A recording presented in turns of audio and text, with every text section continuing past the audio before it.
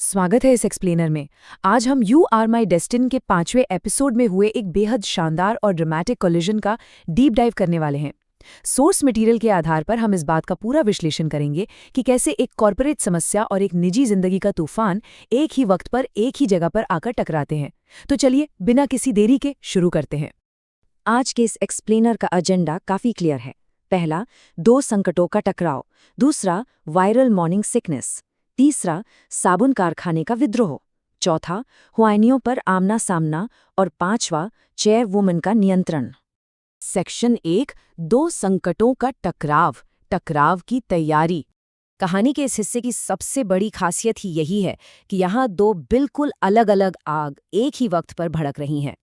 एक तरफ है बिल्कुल कोल्ड और स्टेराइल कॉर्पोरेट क्राइसिस, जहां सोप फैक्ट्री के वर्कर्स को उनका सेवरेंस पे नहीं मिला है और वो गुस्से में आकर तोड़फोड़ पर उतारू हैं। और दूसरी तरफ एक बेहद मेसी और इमोशनल पर्सनल क्राइसिस, जहां इंटरनेट पर वायरल हुए स्टिकर्स से एक प्रेगनेंसी का राज खुल चुका है और एक गुस्से से भरी माँ अपने सवालों के जवाब मांग रही है। ये बिल्कुल दो अलग दुनिया हैं जो जल्द ही आपस में टकराने वाली हैं। सेक्शन 2, वायरल मॉर्निंग सिकनेस, निजी संकट। तो आइए सबसे पहले इस निजी संकट की बात करते हैं। किसी की अनएक्सपेक्टेड प्रेगनेंसी अगर पूरी दुनिया के सामने और सबसे इम्पॉर्टेंट उसके परिवार के सामने वीबो पर वायरल हो जाए तो सोचकर देखिए क्या होगा। ये सच में किसी मॉडर्न नाइटमेयर से कम नहीं है। चेन जैक्सन के साथ बिल्कुल यही होता है। कुछ हिलेरियसली शर्मनाक स्टिकर्स इंटरनेट पर वायरल हो जाते हैं जिन्हें लोग सिस्टर मॉर्निंग सिकनेस का नाम दे देते हैं। उन पर लिखा है, घिनौना, फेस पाम, प्रेगनेंसी बहुत कठिन है। ये अपने आप में एक बेहतरीन कॉमेडी का एलिमेंट है।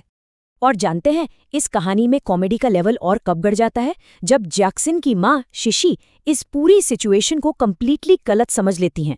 वो सोचती हैं कि जैक्सन ने क्रेडिट कार्ड्स पर ढेर सारा कर्जा ले लिया है। उन्हें डर सताने लगता है कि इलीगल लोन शार्क्स आके उनके घर पर लाल रंग फेंक जाएंगे।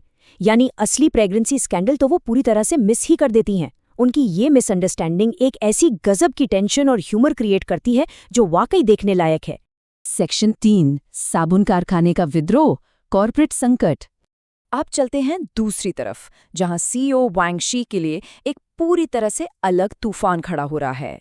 अगर इस कॉर्पोरेट टाइमलाइन को हम स्टेप बाय स्टेप देखें तो पता चलता है कि कैसे एक छोटी सी लापरवाही इतनी बड़ी आग लगा सकती है। सुबह सुबह इंटर्न कजिन जेंगरन काम पर जाने की बजाय अपनी माँ के साथ शॉपिंग निकल जाता है। दोपहर तक जरूरी एप्रोप्रिएशन डॉक्यूमेंट गायब हो जाता है। नतीजा, दोपहर बाद हुआनियाओ आइलैंड के वर्कर्स का सेवरेंस पे रुक जाता है और शाम होते होते भीड़ फैक्ट्री तोड़ने की धमकी देने लगती है। एक छोटी सी लॉजिस्टिकल गलती ने पूरे आइलैंड पर बगावत शुरू कर दी। और इस सॉस मटेरियल की अपसर्डिटी तब अपने शिखर पर पहुंचती है जब गुस्से में भड़के हुए ये वर्कर्स सीईओ को ही हॉस्टेज बनाने का प्लान बनाते हैं। और मज़ेदार बात यह है कि वो आपस में इस पर बिल्कुल सीरियस बहस करते हैं। लेकिन क्या ये अपहरण नहीं है, ये गैर कानूनी है। हमें एक सभ्य दृष्टिकोण अपनाना चाहिए। सोचिए, तोड़फोड़ पर उतारी भीड़ अचानक लीगल एथिक्स पर डिस्कशन कर रही है। ये फिलोसॉफिकल कॉन्वर्सेशन इस क्राइसिस में एक जबरदस्त डार्क ह्यूमर ऐड कर देता है।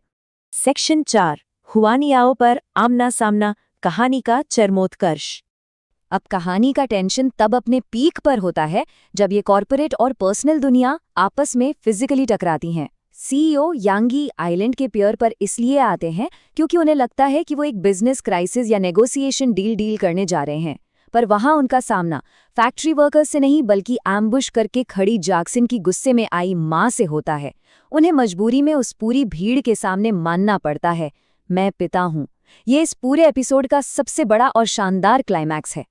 अगर यहाँ हम शाय के पावर डायनामिक्स को कंपेयर करें तो एक बिल्कुल ड्रामेटिक शिफ्ट देखने को मिलता है। एक तरफ उनका इनविंसिबल सीईओ स्टेटस है, जहां वो बेहद कॉन्फिडेंट हैं, एनालिटिकल हैं और हर क्राइसिस के लिए उनके पास हमेशा 3 परफेक्ट सॉल्यूशंस होते हैं। लेकिन दूसरी तरफ है उनका बॉयफ्रेंड या फादर स्टेटस। यहाँ आते ही वो पूरी तरह निशब्द हो जाते हैं, डिफेंसिव हो जाते हैं और एक गुस्से से घरी माँ ने उन्हें बिल्कुल लाचार और कॉर्नर करके रख दिया है। कुछ ही सेकंड्स में एक अनटचेबल कॉर्पोरेट टाइटन अचानक से एक माँ के सामने बेबस नजर आने लगता है। सेक्शन 5, चेयरवुमन का नियंत्रण, समस्या का समाधान। अब जब सीईओ इन दोनों सिचुएशंस के आमने सामने आकर पूरी तरह फंस चुके हैं, तब इस कॉन्फ्लिक्ट को सुलझाने आती है कहानी की असली मास्टरमाइंड, ग्रैंडमदर यानी चेयरवुमन।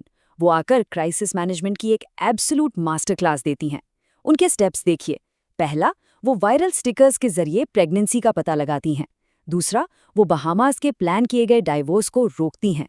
तीसरा, वो फैक्ट्री का रुका हुआ पैसा चुपचाप अपने पर्सनल अकाउंट से भेज देती हैं। और चौथा, वो अचानक शादी का ऐलान कर देती हैं। बिना किसी को बताए वो दोनों संकटों को एक ही झटके में न्यूट्रलाइज कर देती हैं। और उनकी ये सारी मास्टर प्लानिंग इस एक सिंगल लाइन में आकर कल्मिनेट होती हैं। एक कॉन्फिस्केट किए गए सेलफोन पर वो बड़ी आराम से कहती हैं, क्यों ना हम कल ही शादी की रस्में निभा लें। बस इस एक सवाल से वो पूरी कहानी का रुख बदल देती हैं। वो इंटरवीन करती हैं और होने वाले डिवोर्स को एक ऐसी सिचुएशन में डाल देती हैं जहां पब्लिक कमिटमेंट करना मजबूरी बन जाता है। ये वाकई एक गेम चेंजर मोमेंट है। तो अब जब कॉर्पोरेट क्राइसिस पूरी तरह से सॉल्व हो चुका है और एक ज़बरदस्ती की शादी की शुरुआत हो रही है, एक बेहद फैसिनेटिंग सवाल पीछे छूट जाता है। आखिर इस हुआनियो आइलैंड पर असली पावर किसके हाथ में थी? क्या वो सीईओ थे जिन्होंने सिचुएशन को संभालने की कोशिश की? क्या वो योशी जैसी निडर माँ थी जिसने सबको हिलाकर रख दिया? या फिर सबको पीछे से अपने इशारों पर नचाने वाली चेयरमैन?